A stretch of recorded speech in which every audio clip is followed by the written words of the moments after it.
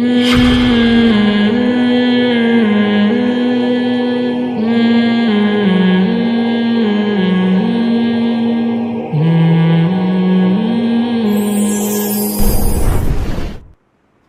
کام کرنا ہے بھائی؟ اور تراویح 20 رکعتیں ہیں، 8 رکعتیں بولو نہیں.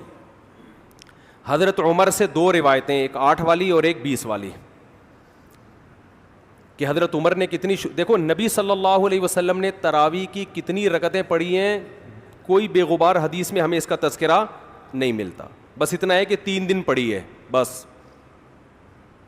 کتنی پڑھی ہے ہمیں نہیں پتا. یہ ہمیں حضرت عمر کے عمل سے پتہ چلتا ہے، کیونکہ حضرت عمر بدعتی بولو نہیں ہو سکتے، کیونکہ انہوں نے جب جماعت سے 20 رکعتیں پڑھائی ہیں حضرت عمر نے، تو اس کا مطلب نبی نے ان 3 دن میں کتنی پڑھی تھیں. اور ایک ضعیف روایت میں اس کا تذکرہ بھی ہے کہ نبی نے 20 رکعتیں پڑھی ہیں. تو ضعیف روایت کی تائید جب خلفائے راشدین کے عمل سے ہو گئی تو وہ ضعیف بھی عملاً کیا بن گئی؟ صحیح بن گئی ہے وہ. تو حضرت عمر سے 2 ہیں، 8 بھی اور 20 بھی. 8 والی پر امت نے کسی امت نے عمل ہی نہیں کیا، کیونکہ وہ بالاتفاق مضطرب ہونے کی وجہ سے ضعیف ہے، سند کی وجہ سے نہیں بلکہ مضطرب. کیونکہ جو راوی حضرت عمر سے 8 بیان کر رہا ہے وہی کتنی بھی بیان کر رہا ہے؟ 20 بیان کر رہا ہے. اور جب ہم صحابہ کے دور میں دیکھتے ہیں تو ہمیں سب جگہ 20 نظر آ رہی ہیں، 8 کہیں بھی نظر نہیں آ رہی. تو یہ کیسے ممکن ہے کہ حضرت عمر نے 8 شروع کی ہوں اور کوفہ، بصرہ، دمشق، شام، مصر سب جگہ 20 ہو رہی ہوں؟ اس سے پتہ چلتا ہے کہ حضرت عمر سے جو 20 والی روایت ہے وہ صحیح ہے، 8 والی صحیح نہیں ہے. اور اس کی سب سے بڑی دلیل یہ ہے کہ موطا امام مالک میں ہے 8 رکعتوں والی، جو امام مالک نے نقل کی ہے، لیکن امام مالک خود 8 کا فتویٰ نہیں، وہ خود 20 سے زیادہ کے قائل ہیں، وہ تو 20 کے بھی نہیں 36 کے قائل ہیں. تو یہ کیسے ممکن ہے کہ کتاب کا مؤلف 8 والی ذکر کر رہا ہو مگر خود اس روایت کو وہ اس پر عمل نہ کر رہا ہو؟ ان باتوں کا کسی اہل حدیث عالم کے پاس جواب نہیں ہے. ترمذی میں ایک روایت پیش کی جاتی ہے امام احمد بن حنبل سے، یہ روایت ہے کہ اس میں کوئی مخصوص عدد ثابت نہیں ہے، جتنی چاہے پڑھ لو. لیکن امام احمد کی جو اپنی اصل کتابیں ہیں فقہ کی، اس میں امام احمد کے شاگرد جو امام احمد سے ذکر کرتے ہیں وہ ذکر کرتے ہیں امام احمد بن حنبل کے نزدیک بھی 20 رکعتیں مختار ہیں. سمجھ نہیں آ رہی میرا خیال ہے بات. تبھی فقہ حنبلی میں تراویح کی رکعتیں کتنی ہیں؟ 20. اور امام ابو حنیفہ کے نزدیک بھی. لوگ پتہ ہے مجھ سے کیا کہتے ہیں؟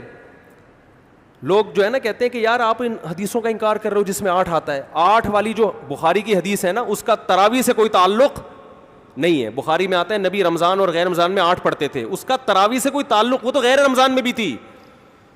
اتنی سینس نہیں ہے یار، آپ ہمیں قرآن و حدیث سکھا رہے ہو اور ہمیں اپنا مقلد بنا رہے ہو اتنے بڑے بڑے مجتہدین کی تقلید چھوڑ کے. میں لوگوں سے ایک بات کہتا ہوں، ایک قرآن و حدیث وہ ہے جو ابو حنیفہ، شافعی، مالک اور احمد بن حنبل نے سمجھا، اور ایک قرآن و حدیث وہ ہے جو 15ویں صدی کے مولوی سمجھ رہے ہیں. کس کی فہم زیادہ صحیح ہوگی؟ بولو بھائی. ایک قرآن وہ ہے جو انجینئر بیان کر رہا ہے حدیث، ایک حدیث کی تفصیل وہ ہے جو امام مالک بیان کر رہے ہیں، ابو حنیفہ بیان کر رہے ہیں جن کی 80 ہجری میں پیدائش ہوئی ہے، تابعین میں سے ہیں، جو امام شافعی بیان کر رہے ہیں. تم امام شافعی کو چھوڑ رہے ہو، تم امام ابو حنیفہ کو چھوڑ رہے ہو، تم امام مالک کو چھوڑ رہے ہو، تم احمد بن حنبل جیسے محدث اور فقی جو امام بخاری کے استاذوں میں ہیں ان کو چھوڑ کر فالو کس کو کر رہے ہو؟ انجینئر کو. اور تم کہہ رہے ہو ہم صرف قرآن و حدیث کو مانتے ہیں، ہم کسی اور چیز کو نہیں مانتے. تم قرآن و حدیث کو نہیں مانتے میرے بھائی، تم مقلد ہو، اندھے مقلد ہو. تم قرآن و حدیث کی اس تشریح کو مانتے ہو جو انجینئر کر رہا ہے، اس تشریح کو نہیں مانتے جو احمد بن حنبل کر رہے ہیں، جو ابو حنیفہ کر رہے ہیں، جو امام مالک کر رہے ہیں، جو امام شافعی کر رہے ہیں. یہ بڑے بڑے تابعین، تبع تابعین، مجتہدین جن کو پوری امت نے فالو کیا ہے. تو 8 رکعت کی جو موطا امام مالک کی حدیث ہے، اس 8 رکعت پہ امام مالک نے فتویٰ نہیں دیا. کیوں؟ اس لیے کہ وہ حدیث مضطرب ہے، اس میں راوی ایک بیان پہ ٹکتا نہیں ہے، کہیں 20 بیان کرتا ہے، کہیں 8. جب راوی کے بیان میں تضاد ہو تو حدیث مضطرب ہونے کی وجہ سے رد ہو جاتی ہے. اور میں آخری بات کر کے بیان کو ختم کرتا ہوں، یہ جو تراویح کا لفظ ہے یہ 8 رکعتوں پہ فٹ ہی نہیں بیٹھتا ہے. اس کا بھی میں جواب سوال کر رہا ہوں لیکن کوئی جواب نہیں دے رہا. دیکھو اپنی مرضی کے سوال بنا کے جواب دے دیا کرو تو لوگ واہ واہ کریں گے. آپ میرے ساتھ یہ ہو رہا ہے, میں جو بیانات میں اعتراض کرتا ہوں نا اس کا جواب نہیں مجھے ملتا, خود سے اعتراض بنا کے کیا کر دیا جاتا ہے جواب. جیسے میں نے بتایا تھا کہ حرم میں 4 مصلے تھے, حنفی, مالکی, شافعی, حنبلی, 4 مصلے تھے نا کئی سو سال تک, جو کہ نہیں ہونے چاہیے, ایک ہی ہونا چاہیے تھا مصلی. تو لوگوں نے اعتراض کیا 4 مصلے تھے حرم میں, یہ دیکھو کتنا غلط, یہ حنفی مالکی ایسے ہوتے ہیں. تو میرا سوال یہ تھا کہ 5واں کیوں نہیں تھا اس وقت؟ اس کا مطلب 5واں فرقہ وجود میں آیا ہی نہیں تھا, وہ اب پیدا ہوا ہے. وہ ٹھیک ہے 4 غلط تھے, لیکن اس غلط کو بھی صحیح ان 4 میں سے ایک نہیں کیا ہے. سمجھ رہے ہیں کہ نہیں بھئی ایک امام ہونا چاہیے, 4 الگ الگ جماعتیں نہیں ہونی چاہیے. لیکن اس کا مطلب 700 سال تک امت یہ سمجھتی رہی کہ اہل سنت والجماعت کے 4 نمائندے ہیں, 4 مکتب فکر, 5واں کوئی تھا ہی نہیں, لہذا اس کا کوئی مصلی تھا ہی نہیں. تو سوال یہ تھا, لیکن جب سوال یہ پوچھا جائے تو ایسے جواب ملتا ہے کہ وہ سوال ہی پی جاتے ہیں. سوال یہ جواب یہ دیا کہ غلط ہو رہا تھا, یہ بدعت ہے, اور یہ بدعت ہے, یہ ناجائز ہے. تو ہم کب کہہ رہے ہیں کہ صحیح تھا بھائی وہ؟ لیکن یہ پوری دنیا میں نہیں ہو رہا تھا, یہ صرف حرم میں ہو رہا تھا.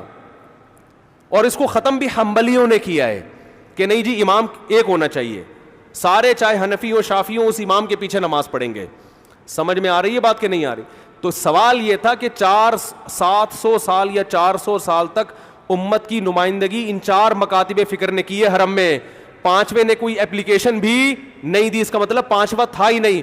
اور جو آپ یہ مختلف الفاظ بیان کرتے ہو کہ امام احمد بن حنبل اہل حدیث تھے, فلاں میں اہل حدیث تھے, تو امام احمد بن حنبل اگر اس طرح کے اہل حدیث تھے تو پھر امام احمد بن حنبل کے فالوورز کو اہل حدیث کیوں نہیں کہا جاتا ہے, حنبلی کیوں کہا جاتا ہے؟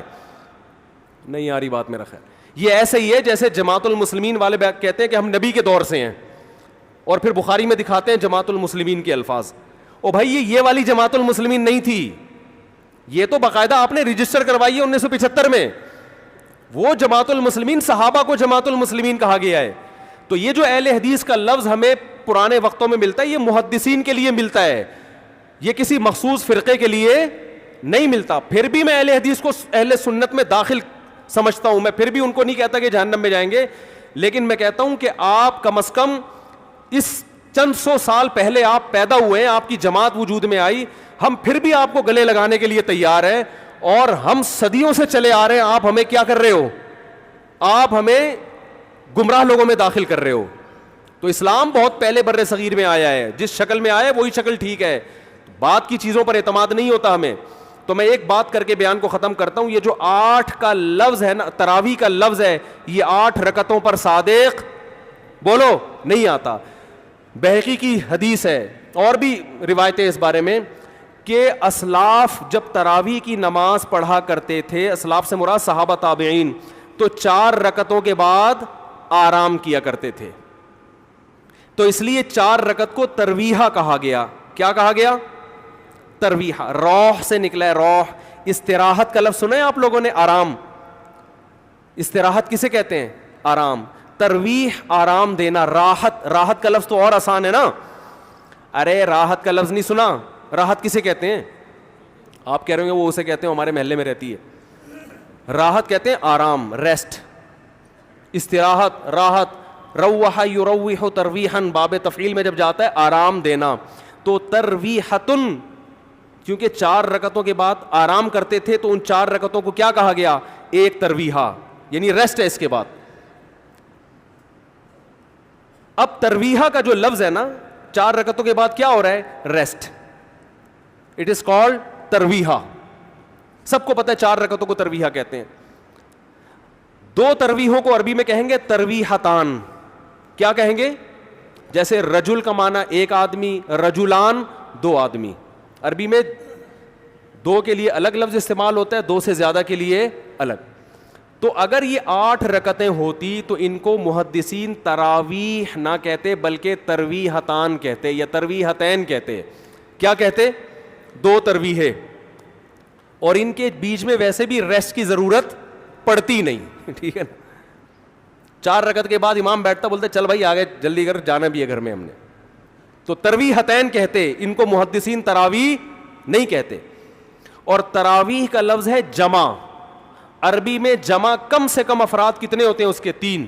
تو کم سے کم 12 رکعتیں ہونی چاہیے.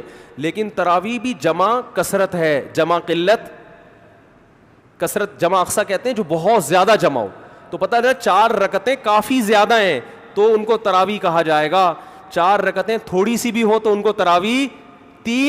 4 رکعتیں اگر 3 دفعہ آئیں گی تو اس کو بھی علی وجہ الکمال ہم پورے طور پر تراویح کا لفظ اس پہ صادق نہیں آئے گا. بات آ رہی ہے سمجھ میں کہ نہیں آ رہی ہے؟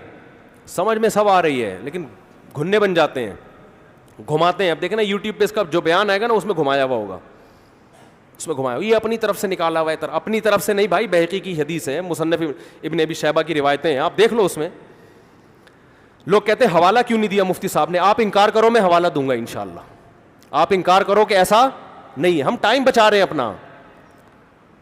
وہ مجھے کہہ رہے تھے نا اس بحث میں کہ مفتی صاحب آپ دلیل دو, جو دعویٰ کرے دلیل اس کے ذمے ہے. میں نے کہا دلیل اس کے ذمے اس وقت ہے جب سامنے والے دعوے کا انکار کرے. میں نے ستار بھائی کو میں نے کہا کہ ستار بھائی تم نے 1 لاکھ روپے لیے ہیں. ستار بھائی کہہ رہے ہیں نہیں, ہاں لیے ہیں. تو مجھے کیا ضرورت ہے میں گواہ پیش کروں کہ دلیل دوں؟ وہ مان رہا ہے. تو یہ سب مانتے ہیں. یہ تو علماء جس نے بھی حدیث کی کتابیں پڑھی ان کو پتہ ہے کہ ترویح کا لفظ اس لیے لکھا ہوا ہے اس میں. تو اسلاف سے مسجد نبوی میں, حرم میں ایک رمضان بھی ایسا نہیں گزرا جب سے حضرت عمر نے 20 رکعتیں شروع کرائی ہیں کہ 20 رکعت سے 1 رکعت بھی کم ہوئی. زیادہ تو ہوئی ہیں, کم بولو نہیں ہوئی ہیں. 1 امت اتنی بڑی گمراہی پر 1400 سال سے جمع ہو گئی. تو میرے بھائی جو آپ سے قرآن و سنت کے نام پہ بات کرے نا اسے بولے بھائی ٹھیک ہے میں قرآن و سنت ہی کو مانتا ہوں, مگر قرآن و سنت کی وہ تشریح جو ان مجتہدین نے کی ہے اس کو مانوں گا. جو 15ویں صدی کے مولوی کر رہے ہیں تشریح, میں اس کو بولو نہیں, چاہے وہ سعودی ہوں. لوگ کہتے ہیں سعودی عرب میں 8 رکعتیں ہر جگہ ہو رہی ہیں. سعودی عرب میں آج ہو رہی ہیں, 100 سال پہلے کے سعودی عرب میں 8 رکعتیں کہیں بھی نہیں ہوتی تھی. تو یہ کوئی سعودیوں کا کلمہ تھوڑی ہم نے پڑھا ہے کہ جو سعودی عرب میں تو بہت سے لوگوں کی داڑیاں نہیں ہوتی. تو کیا مطلب داڑھی کا انکار کر دو گے آپ؟ تو ہم نے فالو کرنا ہے امام مالک کو, امام احمد بن حنبل کو, امام شافعی کو. یہ بڑے بڑے محدثین تھے, مجتہدین تھے. خلفائے راشدین کو, خلفائے راشدین کے دور میں کوئی ایک روایت دکھا دو 8 رکعتوں والی, کوئی ایک روایت. ہاں جو حضرت عمر سے موطا میں منقول ہے اس کا جواب میں نے دے دیا. اس کے علاوہ کہیں دکھا دو کہ بصرہ میں, کوفہ میں, دمشق میں, صحابہ تابعین کے دور میں رمضان میں 8 رکعتوں سے جماعت سے نماز کسی نے پڑھی ہو. تو نہیں ہے کچھ بھی اس میں. تو اس لیے جو طریقہ صدیوں سے تواتر کے ساتھ چلا آ رہا ہے وہ کتنی رکعتوں کا ہے؟ 20 رکعتوں کا.